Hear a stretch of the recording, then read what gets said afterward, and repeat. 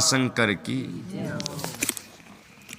पारलौकिक फल देने वाले कर्म, शिवलिंग महाव्रत की विधि और महिमा का वर्ण, इमा आयवा दुआई ये अध्याय कोशिश कर रही देखिए। उपमन्यु जी कहते हैं यदु नंदन, ये बातें खुण खुण के वेरी, एक तो उपमन्यु जी के और कृष्ण भगवान के। कृष्ण भगवान ने उपमन्यु जी महाराज बता रहा कि भगवान अशिव थानन में वही बताओ ने जो ये मनक तो बूढ़ा भी नेवर कही कही इन्हें ध्यान थोड़ा रिकॉर्ड चल। केवल पारलोक में फल देने वाले कर्म की विधि बतलाऊंगा। तीनों ही लोकों में इसके समान दूसरा कोई कर्म नहीं है। ये विधि अतिशय पुण्य से युक्त है और संपूर्ण देवताओं ने इसका अनुष्ठान किया है। ब्रह्मा विष्णु रुद्र इंद्रादि लोकपाल सूर्यादि नौ ग्रह विश्वामित्र और वशिष्ठ आदि ब्रह्मवेता महर्षि श्वेत्य अगस्त्य दधीच तथा हम शरी के शिव भक्त नंदीश्वर महाकाल और बुर्गीस आदि गणेश्वर और पातालवासी दैत्य शेष आदि महानाग सिद्धि यक्ष गर्दध्वज राक्षस भूत और पिशाच, इन सब ने अपना अपना पद प्राप्त करने के लिए इस मंत्र ने पाको की दो अत्रा अत्रा भी इस सिद्धियों पार भी ओढ़ा है।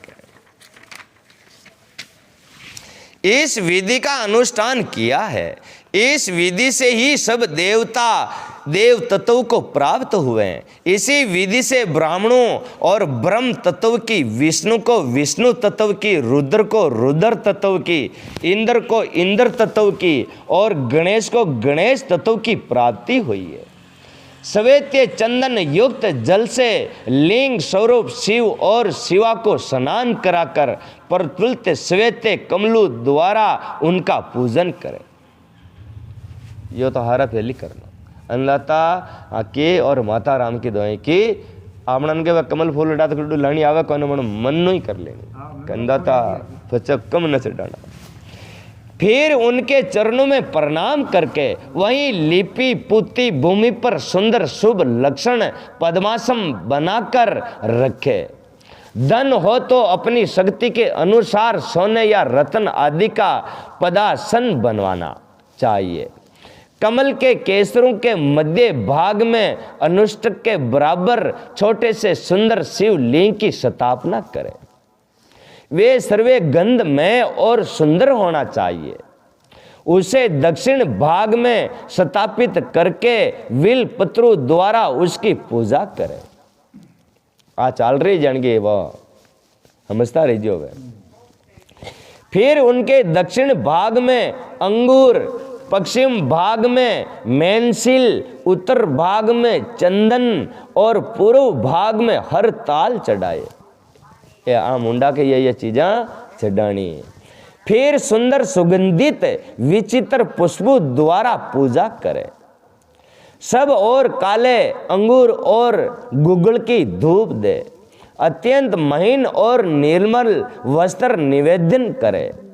गुरुत मिश्रित खीर का भोग लगाए। खई लगाना वहाँ खई नागना घी और हाँ मीठा तो करना ही है। घी के दीपक जलाकर रखे। मंत्र उच्चारण पूर्वक सब कुछ चढ़ाकर परिक्रमा करे। भक्ति भाव से देवेश्वर शिव को प्रणाम करके उनकी स्तुति करे और अंत में त्रुटियों के लिए क्षमा प्रार्थना करे। तत्पश्चात शिव पंचाक्षर मंत्र से संपूर्ण उपहारों सहित वे शिवलिंग शिव को समर्पित करे। किसी मंत्रों पंचाक्षर मंत्र। पंचाक्षर मंत्र किसी हो? नमक शिवाय। ओम नमक शिवाय नहीं, करो नमक शिवाय। यो पंचाक्षर मंत्र।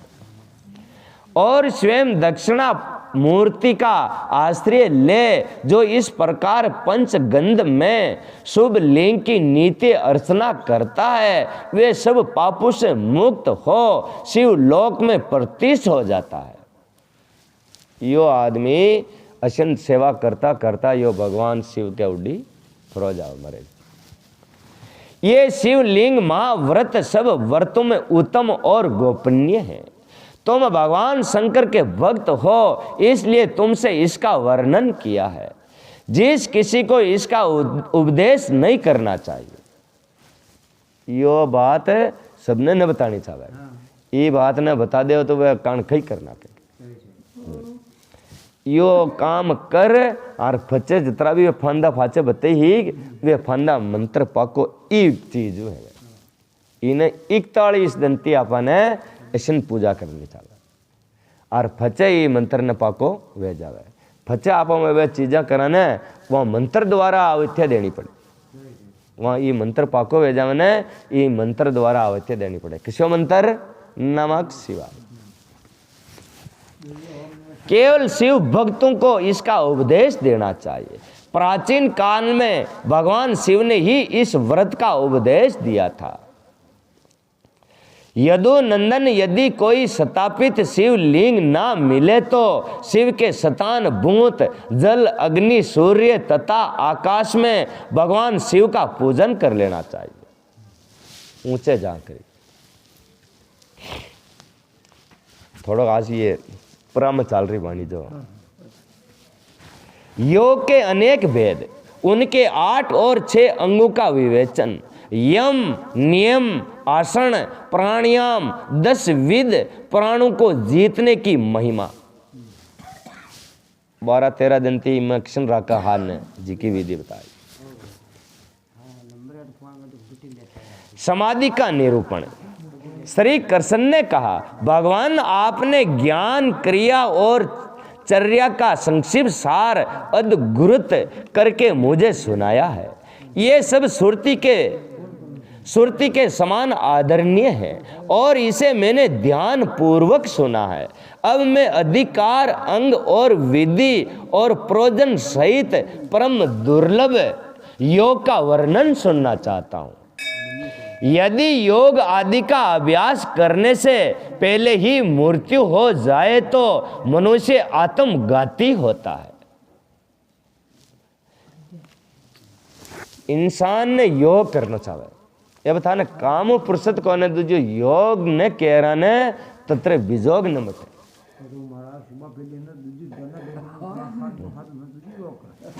वो तो आपनो दूजो योग है। योग एक ऐसी है जिसन 2 मिनट को ही करो। आप बारो रोटी खावानी, रोटी खा और थोड़ा सांस ने खांच 2 मिनट तक योग कर लो। योग को मतलब सांस ने रोक रखना और वहाँ का नाम लेना, ठीक है। और अग्नि को ध्यान करना, जो आपका खाया पिया बिल्कुल पच जाएगा। नहीं तो बच्चा सुबह पेट दुखे है न कुछ हो। वो नेम नॉर्मल दोइया जी को पचन है और मतलब पहचान क्रिया क्रम छोड़ जावे। जिन्हें यो योग करना चाहे सुतत का 2 मिनट ज़्यादा भी नहीं, जतरे वो सबलो मिलो है जो सीता मतलब बाता मत करो। अंते आप योग का ऐसा कोई साधन बताइए जिसे शीघ्र सिद्धि किया जा सके, जिससे कि मनुष्य को आत्मघाती नहीं होना पड़े। योग का वे अनुष्ठान, उसका कारण, उसके लिए उपयुक्त समय, साधन तथा उसके भेदों को तारतम्य क्या है। उपमन्यु बोले, श्री कृष्ण तुम अब प्रश्नों के तरफ में का ज्ञाता हो। तुम्हारा ये प्रश्न बहुत ही उचित है, इसलिए मैं इन सब बातों पर क्रमश प्रकाश डालूंगा। तुम एकाचरित होकर सुनो। जिसकी दूसरी युक्तियों का निरोध हो गया है, ऐसे चित्त की भगवान शिव में जो निश्चल वृत्ति है उसी को संपेक्ष योग कहा है। योग सर्व कव आपणो मन लागना चाहे, आपणो मन वामे हेनो चाहे, वामे मन ऐसे लगाना चाहे कि एक दिन फौज योग। ये संसार है ना अपने काम वाली चीज़ें को अपने घर के ही अपने काम ना। अब थाके कहीं दूग्यो हुए तो मैं थाको कई करूँ बे। एक भगवान इस जो करने वालों तो वो एक करता है, वो इस कर सके। वहाँ के अलावा इस संसार में अपना कुछ कर सकता है क्या? डॉक्टर के लिए जाऊँ, डॉक्टर भी मरे, वे न मरेगी। जो सबो मोटा डॉक्टर है भगवान शंकर, आके शरण में एक बाड़ी मतलब जीते जी मर जानो। जो जीते जी मर गया ना तो उसको मरना नहीं पड़ता, दूजे दुख गणो होगा। ये योग 5 प्रकार का है। मंत्र योग, सप्रस योग, भाव योग और अभाव योग और महायोग।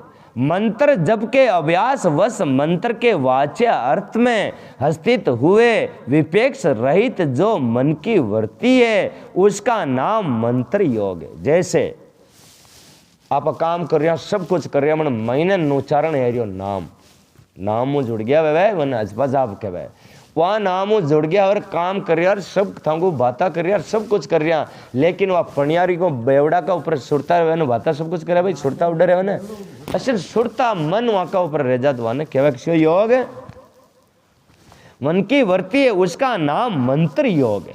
वह मंत्र जब चालता रहे ये मन की वही वृत्ति जब प्राणायाम को प्रधानता दे दे तो उसका नाम सप्रस योग हो जाता है। जैसे वही श्वास ने महीने रोक और फचे वो जब चालू करता तो वह प्राणायोग है। वही सप्रस योग जब मंत्र के सप्रस से रहित हो तो भाव योग कहलाता है। नाम भी जपने चालते और कोर भाव नहीं सियोड़ी बैस वो नजर टिक्योड़ी हो तो वो जब है भाव योग। जिसके संपूर्ण विश्व के रूप मात्र का अवयव विलीन तिरोहित हो जाता है उसे अभाव योग कहा गया है, क्योंकि उस समय ये सद सस्तु का भी भान नहीं होता। जिसे एक मात्र उपाधि शून्य शिव स्वभाव का चिंतन किया जाता है और मन की वृत्ति शिवमय हो जाती है उसे महायोग कहते हैं।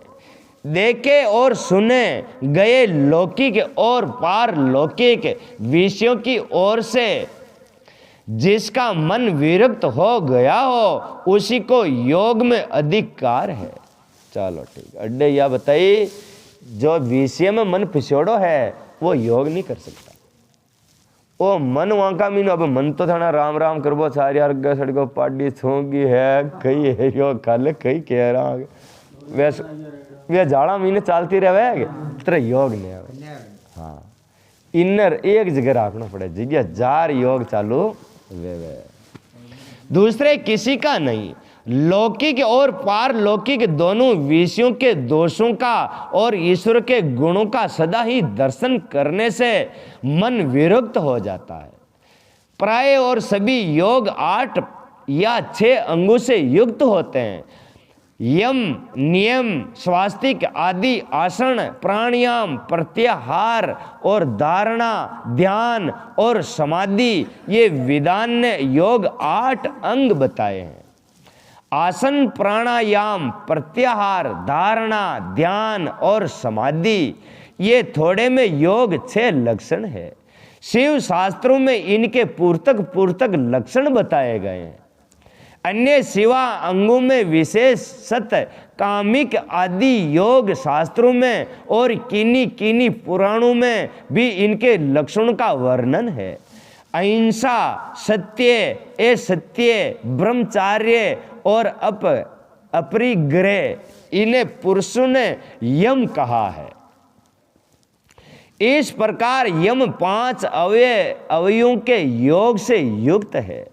सोच संतोष तप और जप और स्वाध्याय और प्राणी दान इन 5 भेदों से युक्त दूसरे योग अंग को नियम कहा गया। तात्पर्य यह है कि नियम अपने अंगों के भेद से 5 प्रकार का है। आसन के 8 भेद कहे गए हैं। स्वास्तिक आसन, पद्मासन, अर्ध चंद्रमासन, वीरासन, योगासन और प्रसादी आसन और प्रत्येक का आसन और अपनी रुचि के अनुसार आसन अपने शरीर में प्रकट हुए जो वायु है उसको प्राण कहते हैं। उसे रोकना ही उसका अभ्यास है, आयाम है उसको रोकना। इन्हें रोकता एक दिन 12 साल की फांसी ना भैया मन के मरे है कि मन के टक्का खत्म यार तो मरना था ने 100 सांस दी दौड़ा तो है बराबर। संत लोग एक ही सांस ने खांच ऐसे अभ्यास करता करता अभ्यास बराबर हो जाए 12 साल ते फाचो हार न ले तो वहां को हाथ खुट्टी को वो मरी कौन। उस प्राणायाम के 3 भेद कहे गए हैं, रेचक, पूरक और कुंभक। रेचक, पूरक और कुंभक। कुंभक लागे सुषुम्ना नाड़ी चाल बराबर या इंडा, पिंगला और सुषुम्ना, वो भी कहवा रेचक, पूरक और कुंभक। वो कुंभ महाकुंभ है। वो नासिका के एक छिद्र को दबाकर या बंद करके दूसरे से उदर स्थिति वायु को बाहर निकाले। इस एक मुंह हाले फाचो इमो छोड़ फाचो हाले इमो छोड़ बच्चों इंजन चाले जिन करे शुशक शुशक करता करता से स्टार्ट है नहीं है जैसे ये अपना इसमें चालू। हाँ, क्रिया को रेचक कहा गया है और दूसरे नासिका छिद्र के द्वारा बाहों वायु से शरीर को थोकनी के भांति भर ले। इसमें वायु के पूरक की क्रिया होने के कारण इसे पूरक कहा गया है। महीने बरबे तो खाडे तो रेचक और महीने भरे तो पूरक। जब साधक भीतर की वायु को ना छोड़ता है तो और बाहर की वायु को ग्रहण करता है, केवल भरे हुए घड़े की भांति अविचल भाव से स्थिर रहता है, तब उसे प्राणायाम को कुंभक नाम दिया जाता है। क्या बात है। कुंभक में सांस को रोककर एक नाम रटोगे तो शेष नाम होगा। कितना यही हाथ चाल रही और जितने लिया जावाने तो वो तो जानी एक की एक गिनती है। और रेचक पूरक माने रोक, कुंभक लगार माने एक बाड़ी रेटा तो 1000 बाड़ी है। 1000 बाड़ी रट ली दो तो 1.5 लाख जावे, वहां कुंभक कहवे। ये तो मतलब सरल बात है नहीं क्या महीने मतलब दे 10 आप ही रोकर 10 आप महीने और नाम ही ले लेता सीताराम है ना और कई चारियो 21,000 तो अपनी को किरायो खाको इमें बेटा जी में 21,600 श्वास आप रात हर दिन में लेवा जो ये को कमरा को किरायो हो फचा आपा जुर्मानो और लागी। गलत देख लीधो है जी को, गलत हुण लीधो है जी को, गलत बोल जाए जी को, गलत चाल जाए जी को, गलत कर लीधो है जी को, गलत हुण लीधो है जी को, ये जुर्माना और जुड़ेगा। अशन कर लाख खंड दौड़ना, लाख खंड हड़ाक दौड़नी आवे की न दौड़नी आवे तो मतलब 1000 खंड इन बंद कर ले लेना।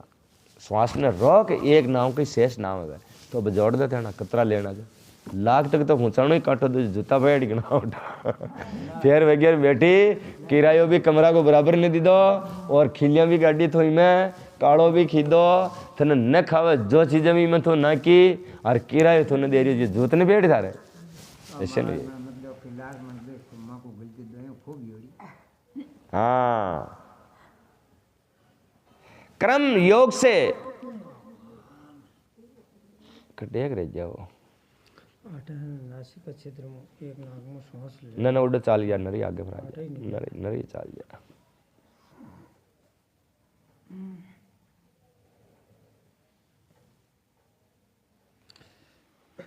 बोलो राधे राधे।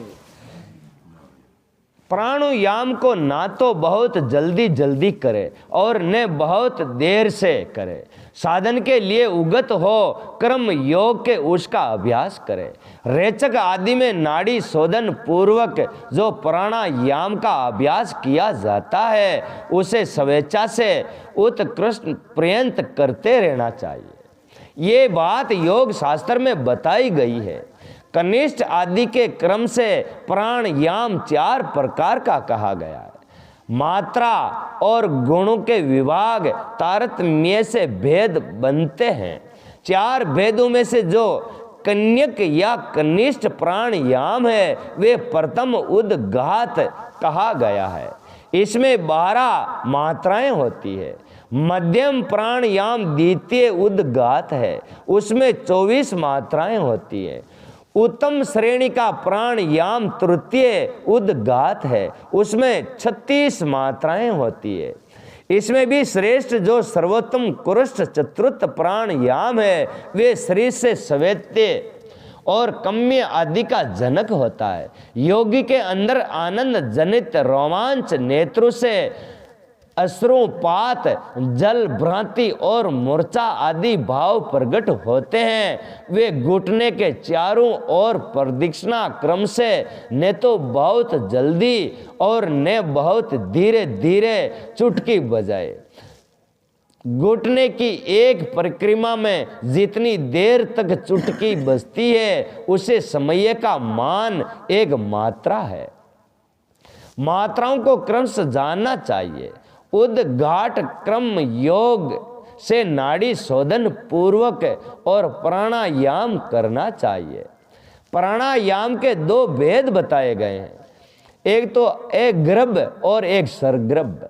जप और ध्यान के बिना किया गया प्राणायाम एक गर्भ कहलाता है और जप तथा ध्यान के सहयोग पूर्वक किए जाने वाले प्राणायामों को सगर्भ कहते हैं। एक गर्भ से सगर्भ प्राणायाम 100 गुना अधिक होता है। प्राणायाम कर नाम लेवे तो वो 100 गुना और फल देवे, और नाम नू नहीं लेता हो तो वो वहां के 100% ही देवे। इसलिए योगी जन प्राय सगर्भ प्राणायाम किया करते हैं। प्राण वीर्य से ही शरीर की वायु पर वीर्य पाई जाती है। प्राण अपना अपान, समान, उदान और व्यान और नाग, कुक्रम, कुकर और देवदत्त और दंड्य, ये 10 प्राण वायु है। प्राण प्रयाण करता है, इसलिए इसे प्राण कहते हैं। जो कुछ भोजन किया जाता है उसे जो वायु नीचे ले जाती है उसको अपान कहते हैं। ये सब चीज़ें बहराई दूर भी जावे, बादलों में न जावे, जैसे सब चीज़ें ने पहुँचा बाड़ा अंदर था वायु देवता, कई चीज़ ने खड़े भी पहुँचाने था। जो वायु संपूर्ण अंगों को बढ़ाती हुई उनमें व्याप्त रहती है उसका नाम व्यान है। जो वायु मर्म स्थानों को उद्दीजित करती है उसकी उदान संज्ञा है। जो वायु सब अंगों को समभाव में ले चलती है वे अपने उस समान में रूप क्रम से समान कहलाती है। मुख से कुछ उगलने में कारणभूत वायु को नाग कहा जाता है। आंख खोलने की व्यापार में कुक्रम नाम की वायु की स्थिति, छींक में कुक्रल और जबाई में देवदत्त नाम के वायु की स्थिति है। दंज्य नाम की वायु संपूर्ण शरीर में व्याप्त रहती है, वे मूर्तक शरीर को भी नहीं छोड़ती है।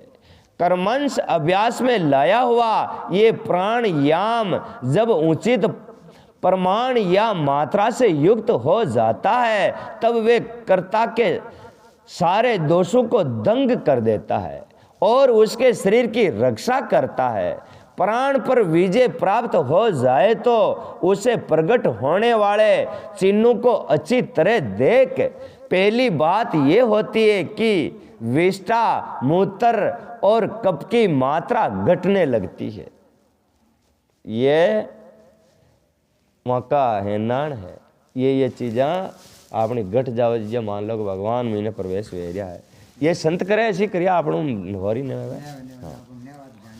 और विलंब से सांस चलती है धीरे धीरे, शरीर में हल्कापन आता है, वो पानी पर तरबा लाग जावे, सीधे चलने की शक्ति प्रकट हो जाती है, हृदय में उत्साह बढ़ता है, स्वर में मिठास हो जाती है, समस्त रोगों का नाश हो जाता है, बल, तेज और सौंदर्य की वृद्धि होती है और गुर्ती, मेगा, युवापन, स्थिरता और प्रसन्नता आती है। तब प्राचित यज्ञ, दान और व्रत आदि जितने भी साधन है ये प्राणायाम के 16वीं कला के भी बराबर नहीं है। एक कारणा करा जितने भी फंदा धर्म ध्यान करा ये प्राण वायु आप जी का करा जी होड़वो टुकड़ो भी ये कोने वह मतरो फायदो है। अपने अपने विषय में आसक्त हुए इंद्रियों को वहाँ से हटाकर जो अपने भीतर निगृहित करता है उसे समान साधन को प्रत्याहार कहते हैं।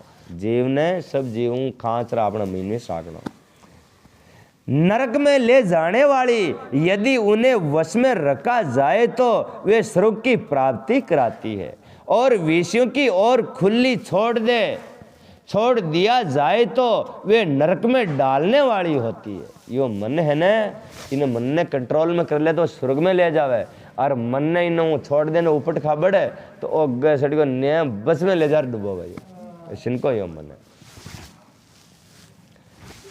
मन के मते ने चालनो पलक पलक में, और वो तो गसड़ी उन्हें जाते जाते ही कह दो मैं तुम्हारा हसीन दूं साबी को कई करा फिया तो आपने लाजन किराई तो आपने लागी हो तो खियार ठबियो जो मन ने तरो हाउटी छूट न देनी वहां चीजा में देनी जो अच्छो अच्छो काम है वजह बुरी चीजा वहां ने तरो जोर न दरानो। इसलिए सुख की इच्छा रखने वाले बुद्धिमान पुरुष को चाहिए कि वे ज्ञान वैराग्य का आश्रय ले। एक तो ज्ञान को और वैराग, वैराग कई भी चीज वे कि गलत चीज है जिका हाथ न डानो वो वैराग कर लेना। भाई कोई अच्छी लोग ही नेवर वो मतलब बातें करे लड़ाओ हमारे बेटे तो बड़े न जानो वही एक वैराग है। हाँ वो भाई वो वैराग कर ली तो वो आप छेठी वे गया। हाँ कि वे ज्ञान वैराग्य का आश्रय ले, इंद्रिय रूपी अश्वों को शीघ्र ही काबू में रखे। अश्व कहवा घोड़ा, ये अपनी इंद्रिय ये घोड़ा क्या भी घोड़ो कानड़ा अरे कुणगी चुगली होती है कुणगी चुगली करनी है, या घोड़ा ने सबने काबू में रखना। ये अपने घर कतरा घोड़ा है कोई बोल जा 10 घोड़ियां और एक घोड़ो, ठीक है क्या 10 है घोड़ियां एक मन है घोड़ो, 5 तो है ज्ञान इंद्रिय और 5 है कर्म इंद्रिय, ये थे घोड़ियां और मन या को घोड़ो, ये 11 है जावे। काबू में करके स्वयं ही आत्मा का उद्धार करे, यानी काबू में कर लेवे तो अपनी आत्मा को खुद उद्धार हो जावे। चित्त को किसी शतान विशेष में बांधना किसी देह विशेष में स्थिर करना ये संपेक्ष धारणा का स्वरूप है। मन ने एक जगह रखना यो धारणा है जावे। एक मात्र शिव ही शतान है, दूसरा नहीं, क्योंकि दूसरे शतानों में त्रिविध दोष विद्यमान है। दूजा ना पर ध्यान लगावा वहां मैंने दोष प्रकट हो जा, 3 दोष रहे हर चीज में, देवता तक भी। किसी भी नियमित काल तक शतान स्वरूप शिव में स्थापित हुआ मन जब लक्ष्य से तुच्छ न हो तो धारणा की सिद्धि समझना चाहिए। मन ठप जावे ने रोतो न भरतो रहे एक जगह आप खेते ही उड़े ठप गयो तो पचा वो मजलो लाग जानो का अपनी सिद्धि काम करवा लाग जाए, अन्यथा नहीं। मन पहले धारणा से ही स्थिर होता है, इसलिए धारणा के अभ्यास से मन को धीर बनाएं और अब ध्यान की व्याप्ता करते हैं। ध्यान में ध्येय चिंता याम कहे ये धातु माना गया है। इसी धातु से लयुट प्रत्यय करने पर ध्यान की सिद्धि होती है। अंत्य विपेक्ष रहित चित्त से जो शिव का बारंबार चिंतन किया जाता है उसी का नाम ध्यान है। ध्यान न रहे तो आप नाम भूल जाओ, जितने नाम आपने आज रेरियो जितने तुम समझ आपने ध्यान लाग रहे है। अरे वो ध्यान मुझसे ये तो चुगड़े भाई ध्यान न रहे ये चुगड़ जावे आगे तो वो ध्यान चुगड़ जावे जो समझ लो आपने नाम बस आई नहीं नाम जितने चालू रहे हो तो समझ लो बस ध्यान लागे, उसको ध्यान बोलते हैं। देह में स्थित हुए चित्त की जो देहकार वृत्ति होती है और बीच में दूसरी वृत्ति अंतर नहीं डलती, उस देहकार वृत्ति का प्रवाहार रूप बना रहना ध्यान कहलाता है। दूसरी सब वस्तुओं को छोड़कर केवल कल्याणकारी परम देवेश्वर शिव का ही ध्यान करना चाहिए। वे ही सबके परम ध्येय हैं। वे अर्थ वेदन की सुरति का अंतिम निर्णय है। जो सुरति है ना मतलब सुरती जावे, आप के भी ध्यान लगाओ तो अपनी सुरता जावे, वह सुरति को अंतिम निर्णय यही है कि भगवान शिव का गुणगान करो और वहां पर ध्यान लगाए रहो। इसी प्रकार शिवा देवी भी परम ध्येय हैं। ये दोनों शिवा और शिव संपूर्ण भूतों में व्याप्त है। श्रुति स्मृति एवं शास्त्रों से ये सुना गया है कि शिवा और शिव सर्वे व्यापक सर्वदा उदित सर्वज्ञ एवं नाना रूपों में निरंतर ध्यान करने योग्य हैं। इस ध्यान के दो प्रयोजन जानने चाहिए। पहला तो मोक्ष, या मैं ध्यान करबूं पहली चीज तो आप मोक्ष आवे तो मोक्ष मिल जावे, और दूसरा प्रयोजन है अणिमा आदि सिद्धियों की उपलब्धि और ध्याता ध्यान और ध्येय और ध्यान प्रयोजन, इन चारों को अच्छी तरह जानकर योग वेता पुरुष योग का अभ्यास करे। जो ज्ञान और वैराग्य से संपन्न श्रद्धालु समाशील और समता रहित तथा सदा उत्साही रहने वाला है, ऐसा ही पुरुष ध्याता कहा गया है। अर्थात वे ध्यान करने में सफल हो सकता है। साधन को चाहिए कि वे जप से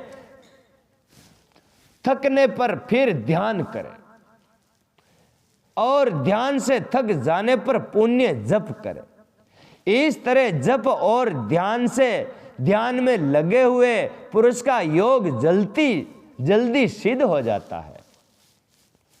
वहां को मंत्र हड़ाक पाको हो जाए, मतलब उन्होंने दाफणो आ जाओ मंत्र बोलूँ, दाफणो आ जाओ तो ध्यान कर बला जाओ, ध्यान में दाफणो आ जाओ तो फांसो मंत्र पर ध्यान कर लो। बारह धारणाओं का ध्यान होता है और बारह ध्यान की एक समाधि कह गई है। समाधि को योग का अंतिम अंग कहा गया। एक समाधि 12 घंटा ही है। समाधि से सर्वेग बुद्धि का प्रकाश फैलता है। जिस ध्यान में केवल ध्येय ही अर्थ रूप से भासता है, दाता निश्चल महासागर के समान चित्र भाव से स्थिर रहता है और ध्यान स्वरूप में शून्य सा हो जाता है, उसे समाधि कहते हैं। जो योगी ध्यान में चित्त को लगाकर सुतिर भाव से उसे देखता है और बुझी हुई आग के समान शांत रहता है, वे समाधिस्थ कहलाता है। दूजे तो हूँ तो और चूंकरियो कोई खेड़ो अगले चूंकरियो हूँ ध्यान दूजी जगह जाता हो तो मान लो वो माड़ा न भर रही वहाँ की खाने। हाँ, वे न तो सुनता है, न सूंघता है, न बोलता है, न देखता है, न स्पर्श का अनुभव करता है, न मन से संकल्प विकल्प करता है, न इनमें अभिमानी वृत्ति का उदय होता है और न वे बुद्धि के द्वारा ही कुछ समझता है। केवल काष्ठ की भांति, काष्ठ का न क्या है, काष्ठ लकड़ा ने खेवे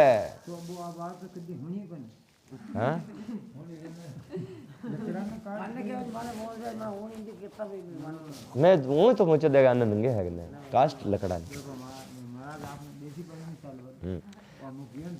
आज जो चाल रहा पर आज जिन्हें थाने हम जाते तो भाई खिजांग कोई काष्ठ काट कर दिया उल्लर थाने जाना लो खी चीज की खेरियो खी चीज की खेरियो आज हाँ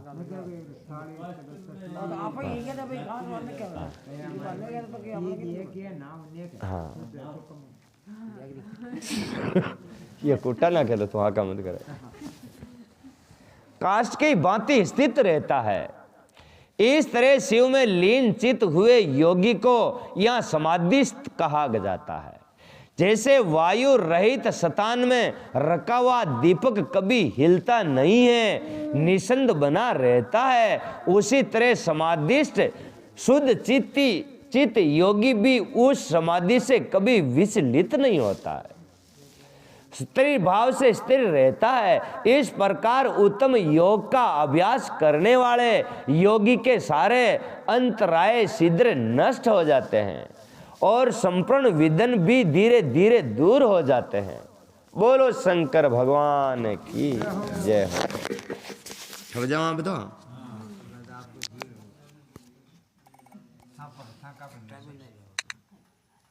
तब जाओ।